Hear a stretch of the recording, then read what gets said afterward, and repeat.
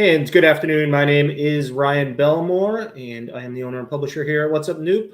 And joining me today for a conversation will be Vice Chair and Councilor at Large Lynn Ceglie, as well as Frank Prosnitz. And Mr. Prosnitz is here now. And hello, Mr. Prosnitz. Well, good afternoon, Ryan.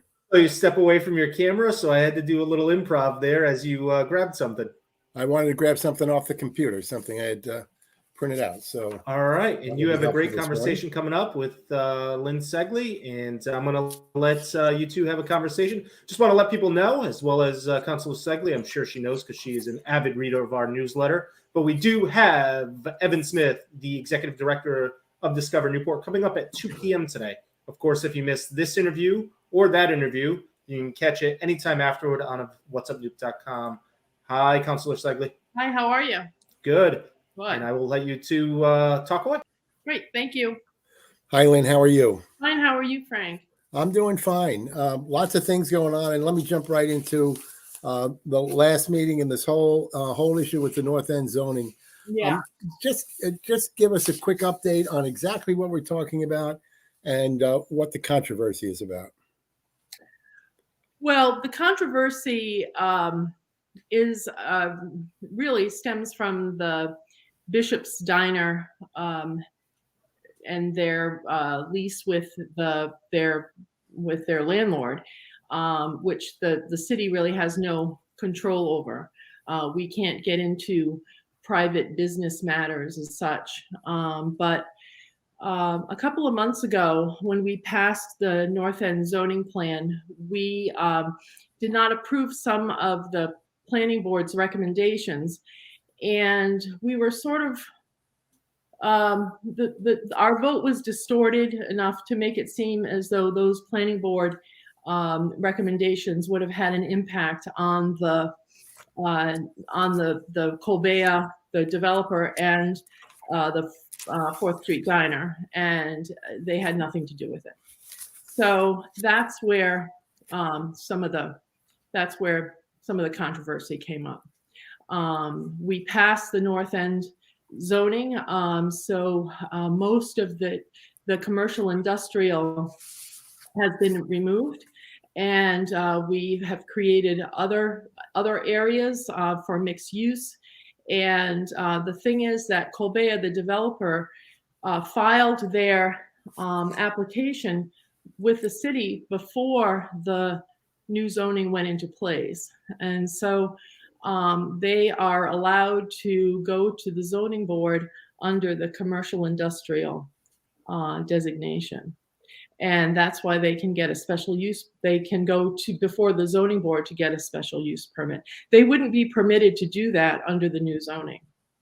So some of the issues that I had at the last meeting is that the issues that were spelled out in a letter to the editor by one of our colleagues said that that the North End zoning had some issues, and actually the issues with the old zoning, not with the new zoning. So we've taken care of a lot of those issues, but naturally the developer was allowed to file under the old zoning because the new zoning was not in place at that time. So I hope that's clear. I don't know if it's not, please ask me some more questions. So what's the council asking the planning board to do? And I believe there was a date of March 22nd, a deadline for them to come back to the council. What exactly are you looking for from the planning board? Well, there were some amendments that were sent to us by a group. It's called the LAG group. They were actually an outgrowth of the health equity zone and their consultant Smart Growth. And so they had some recommendations that we felt that we really didn't have time or a chance to really look over or have.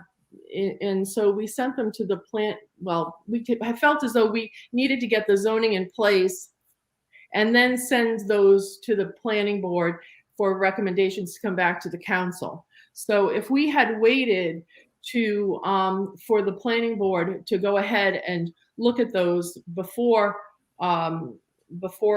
approving the new zoning, we would have been delaying and delaying and delaying. So we said, okay, well, let's approve what we have here. We'll send those to the planning board, and then they'll come back with recommendations.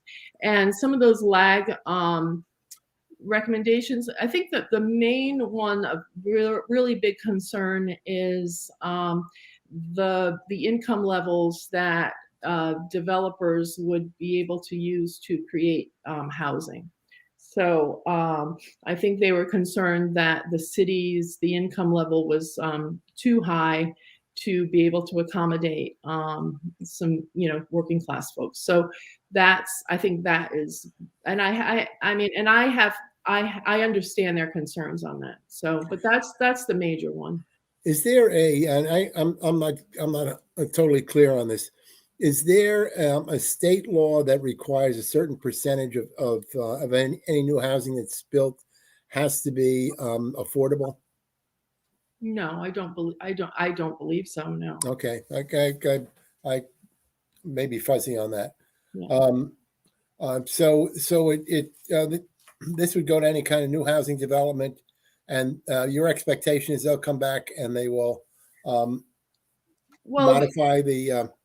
Yeah, it's all tied to what's called community benefit agreements.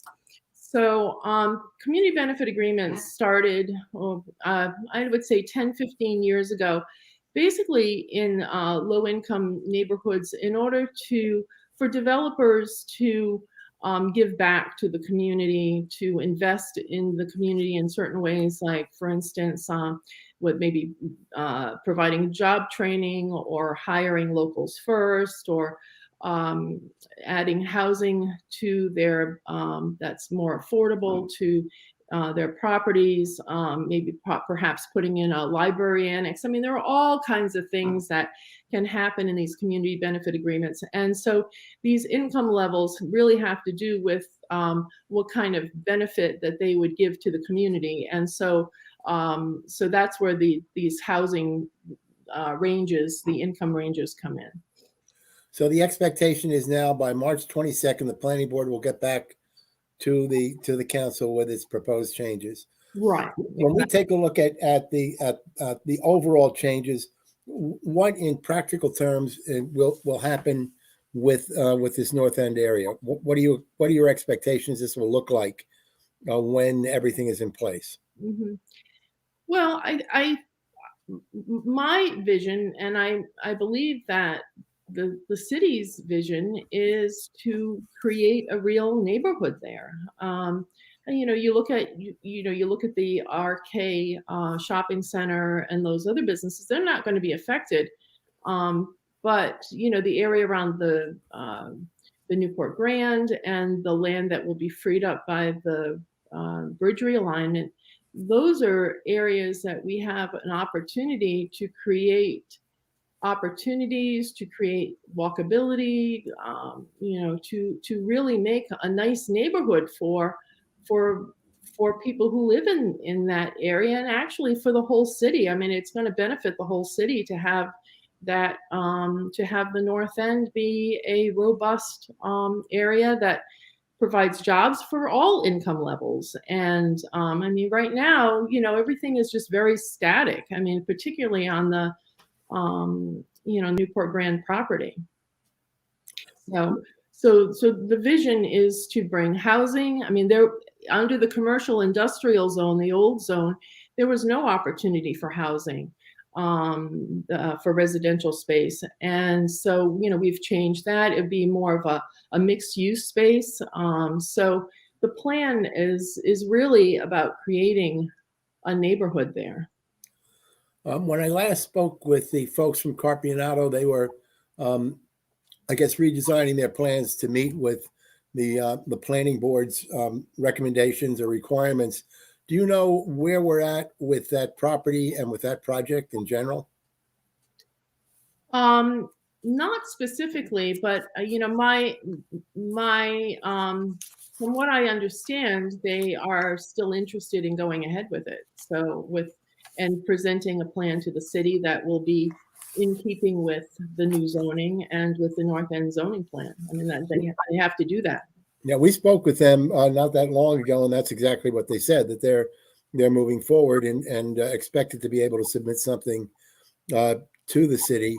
And also they had some time frame anyway for the demolition of the building itself, and where they'll go forward with it. Yeah, I mean, the frustrating thing is, seeing nothing happen. I understand that residents are concerned about what could possibly become of that area.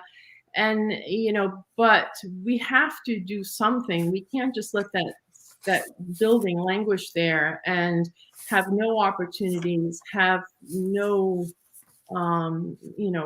robust area in the city. I mean, it would just bring in so many opportunities for people of all income levels, all ages. It's really important for the city to do this. Does the city have a particular time frame when it will basically say to Carpinato that or impose some kind of a restriction on Carpinato? What do you mean by restriction? Or requirement of Carpinato to move forward? No, we don't. We haven't gotten there yet. No. I mean, we just passed that north end zoning. No, we have not done that. No. And how will that affect other properties? I believe that the hotel across the street from Newport Grand was planning on some kind of a renovation. Where is that? Is that they did renovate it? They did renovate. So that. Yeah. And no more. Yeah, no more plans for them. Not that I have heard. No. Yeah. No. The issue right now is, one of the goals for the area also was to become less car centric, which is right now is what it is, and I think that's why, for instance, the property where the Shell station is, that Colbea property that wants to end their relationship with the Bishop's 4th Street Diner. That is really a car-centric business. I mean, it's a gas station, and although I have to say that the city has been working really hard with that company to bring some of the amenities that would occur under the new zoning, and they seem amenable in doing that. For instance, providing electric charging stations. Landscaping, better pedestrian access, things like that. So they are working with the city to bring the vision of the North End urban plan to that area. Let me read you a question that we got from one of our followers, if you will, and I'll just read it to you and then get your response to it. I'm interested in hearing what specifically Lynn likes and doesn't like about the MBBJ North End urban plan. I'd like to hear her definition of a community benefits agreement. I'm really interested in her thoughts on aesthetic zoning, which allows residents to discuss how a new development will impact their well-being. Courts have sided with abutters as close by as New Hampshire, stating the term well-being is broad and its effects on one's quality of life qualifies as a reasonable complaint against the developer. And so that's their question.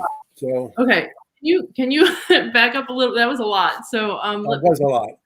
So can you just start with the first question, and I'll go from there. First was interested in hearing what specifically Lynn likes and doesn't like about the MBBJ North End urban plan.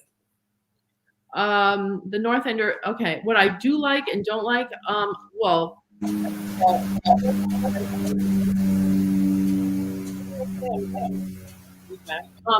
I do like the MBBJ plan. I think that they've done a nice job.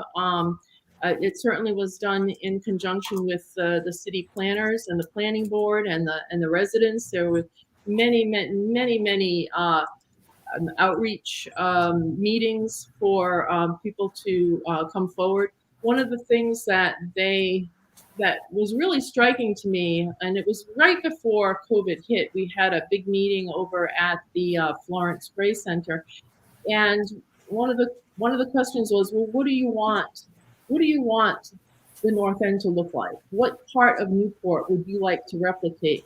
And one of the things that came up in like big bold letters was Broadway, and having that mixed use type of development, and that walkability, and the kind of maybe the funkiness of it, and the real local feel for it. And so I think that that's what NBBJ really tried to strive for. I think that, and I think that's what the city is looking at also, you know. So so I did like that. I like the concept of the Broadway, bringing a Broadway type of feel to the North End. And you know, I also am very much concerned about the nothing really happening for a long time, and we just can't let that happen. So those are the things that I liked about what NBBJ did, and I think there was a lot of community outreach, and people really expressed their opinions about it. The next part of that question was your definition of a community benefits agreement. A community benefits agreement is an agreement between the city, stakeholders, and the developer to look at possible impacts that the development could cause, and to sort of give back to the city some benefit to ameliorate those concerns. Okay, so like for instance, one of the things, I mean, one of the huge community benefits for me, and I know from experience, the water issues in that area and the flooding. And so if a development is going to go in there, we really need to look at how that development is going to cause any kind of water runoff, or you know, we have to look at anything that's underground. Anything that you don't see in this city is expensive. Okay, everything that's underground is extremely expensive. So and you know, that is a huge benefit if we can bring stormwater drainage and sewage, you know, separating the sewer from the stormwater. That's all really important. You know, some of the other things could possibly be aesthetic things like open space, and housing. So those are the big ones for me. It's housing, infrastructure, open space. Some people have talked about wanting to create a library annex there. I think that's also a very nice idea. So, but this all has to be worked out with between the city, and certainly residents would have a say in this, and the developer.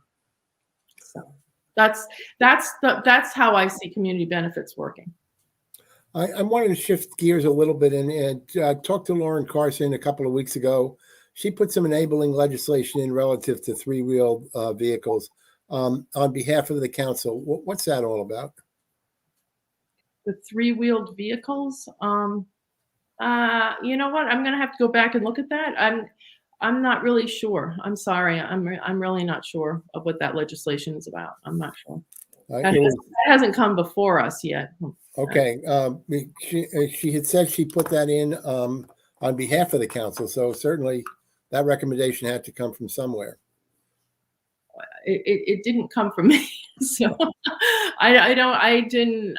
we didn't vote on any kind of three-wheel vehicle. I really don't know. I'm sorry about that. The Coastal Resources Management Council, I believe, is celebrating its 50th year this year, if I'm correct. And there's some concern that they're off in a lot of different directions, may not have enough staffing to be able to deal with all of it. My question is relative to Newport and to access to the water, public access to the water. How does Newport stack up, and is there anything being done to assure that the public has proper access?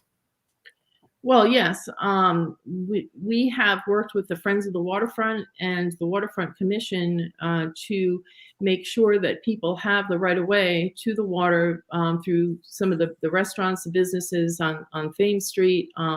Certainly, the access to the waterfront and the point is very important to not block off those waterways. So there are, yes, we're always concerned about waterfront access. We're not too far from the anniversary of the gas crisis of not that many years ago. Have plans actually been addressed, or have they been presented? What's happening with that? Or can residents feel comfortable that that a similar crisis won't happen in January of this year? Well, Portsmouth, they have a special LNG area for in case we need extra gas. That right now is sort of in flux. I mean, we're not really sure how all of that's going to work out, whether or not National Grid is going to be able to stay there, and whether they'd be able to go to the Navy base or other areas. Or so, the city had been looking at electric fuel pumps and the expense of all of that to bring to people's homes. So these are very complicated issues, and they take a long time to resolve. But I feel fairly certain that we would not have another issue like that in the short term. Has National Grid actually presented a plan, or is it all about the LNG plant? They have come to us with some discussion about what they would like to do, particularly with electric pumps. It's very expensive. But I think that's what the city was, that was their first recommendation for updating any kind of fuel to people's homes. I know the council is not directly involved with the school construction project, although certainly was supportive, and that was probably why this thing passed more than a year ago. Construction has begun on the elementary school addition. It's still awaiting beginning on the high school.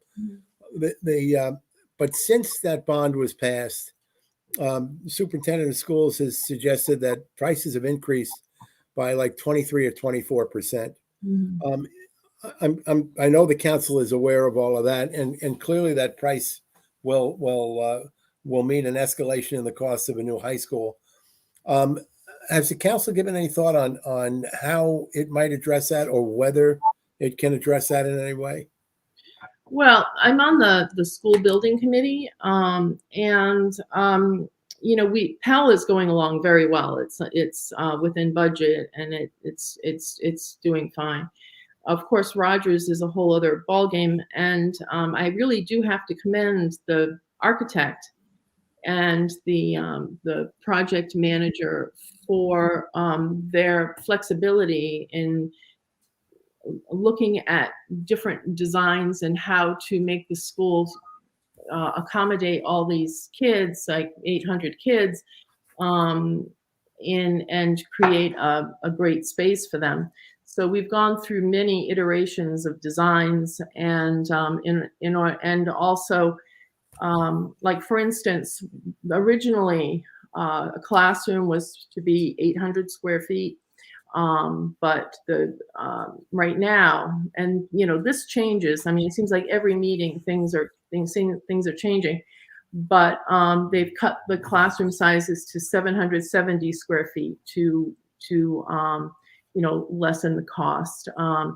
There are some add-ons that at one time were actually part of the project, like an athletic field. And so now that would be considered an add-on, and that we would have to raise money for. So the school itself, I think, is going to be in good shape. I think, though, that we have to look at some of the amenities that would come, that were supposed to come with it. So And that's what we need more funding for. So things that were not add-ons are now considered add-ons. For additional funding, are you looking at other resources? I know there was some money from the Van Buren Foundation that helped the elementary school. Are there other possibilities for the high school?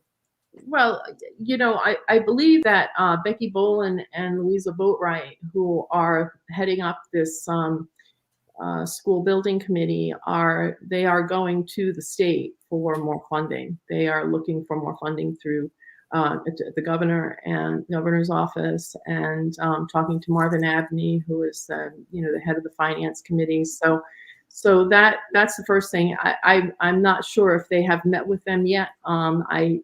They did not mention that at the last meeting, but I think that's the direction in which we're going at this point, because the state has to realize that the supply chain has been impacted and by the pandemic, and the cost of things go up, but we have to also consider the fact that we can't make the school so small that it's going to be too small for our students too. So it's just such a terrible balancing act at this really unfortunate time. But one of the other concerns is that the state is not supporting cosmetology and the automotive programs anymore.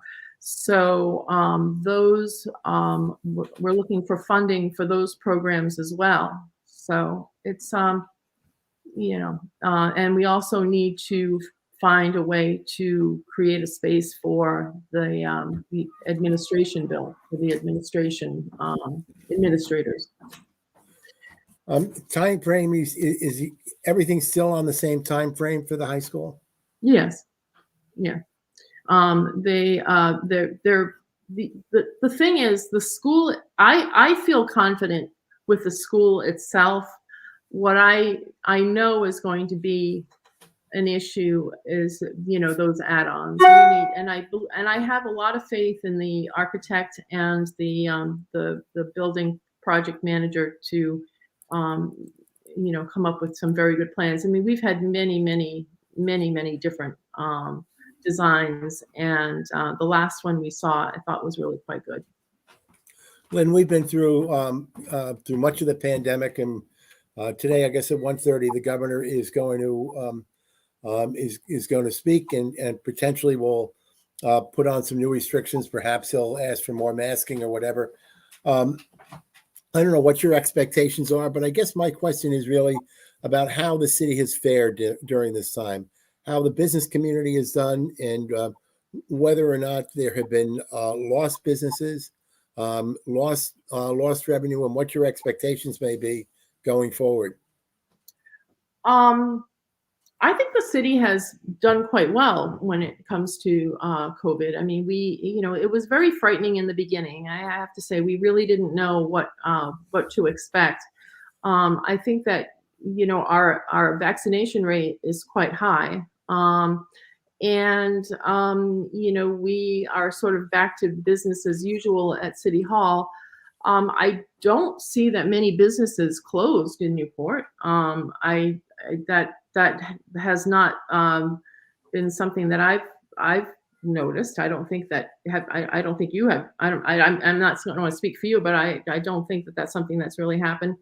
I think people are respectful when it comes to masks. I mean, one of the things I'd like to see is more flexibility, though, when it comes to being able to use Zoom for meetings that require, that are within the open meeting law. I think we should have a choice of whether or not to meet in person or not. I think that's important, to be honest with you, because, we can have a packed house at City Hall, and, sometimes it just leaves you, feeling a little bit insecure being that close to people. So but right now we are under a mandate to meet in person, so we really don't have a choice. So I'm sort of hoping that that's one of the things that the governor will consider. And actually, I know there are those legislators who would love to see it continue on a legislative basis because they feel they get more participation at some of their meetings. I would think that happens. That potential is there for council meetings, school committee, and other meetings as well. Right.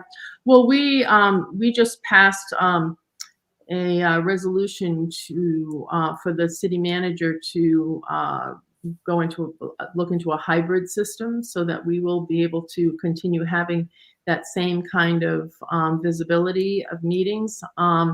So we did do that, but I do think it, I think I would feel better if we had the flexibility with the open meeting law.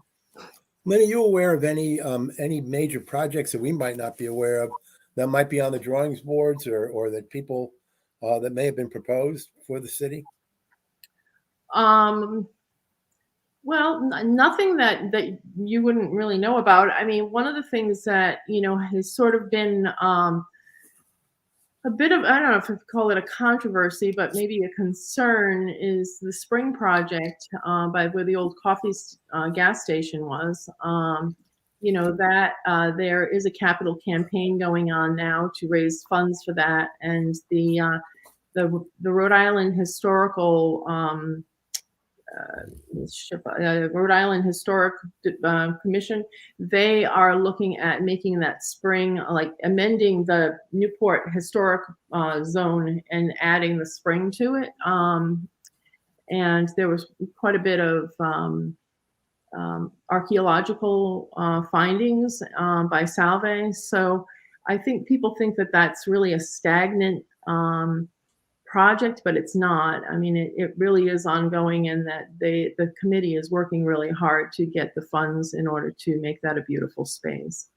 So, but I mean, obviously, Newport is really built up, and so we, our main objective right now is, how can we impact the North End in a positive way.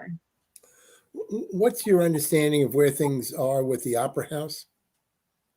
The last conversation I had with someone was that they were looking to go to the state for some money. That was the last I heard. And how long ago was that? Yeah, I would say that was about a month ago. Okay. You don't know how much money they were looking for? Well, I think it's going to cost about $5 million to finish that project. So it's somewhere in that ballpark. Interesting. We'll follow up on that and learn a little bit more. Are there things we're missing, Lynn, or things that are important that may have happened at the last council meeting, or you project going forward? Well, there's always, there's always things that, we are working on. And I mean, right off the top of my head right now, I mean, it's really all about the North End and, trying to bring opportunities to that side of town, and that will benefit the entire city, but mostly the residents there. So that's what that's what we're working on. I mean, I look back at, Memorial Boulevard, and I remember when I first got on the council, we were talking about safety on the crosswalks on Memorial Boulevard. And, 6 years later, the crosswalks were put in. So these things take an awful lot of time, and sometimes frustratingly so. But, so we, little by little, we get there, but it's painstaking sometimes and frustrating. So, yeah, you do the best you can, and you just keep moving forward. I know that some time ago they talked about making Newport a walkable city, one that was comfortable for all ages, people with baby carriages and Right. Seniors. Yes. How are we with all that? Actually, I'm on that committee. We just had a working group meeting yesterday on that. So in order to make Newport a livable city for people of all ages. It's called Newport for All Ages, and it's so one of the things we had quite a few comments.